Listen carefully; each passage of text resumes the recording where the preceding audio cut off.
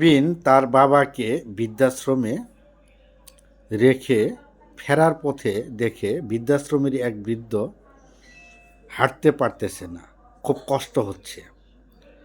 সে কিছুদিন দূরে চলে আসে। আসার পরে তার চিন্তা, আমি আজ যুবক, আমার ছেলেও কি আমাকে বৃদ্ধাশ্রমে চলে আসবে?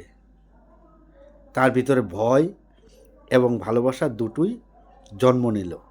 দৌড়ে তার বাবার কাছে গেল এবং কাঁদতে কাঁদতে বলল, বাবা, আমি তোমাকে বৃদ্ধাশ্রমে রাখবো না, চলো আমার সাথে, তোমার ঘরেই তুমি থাকবে।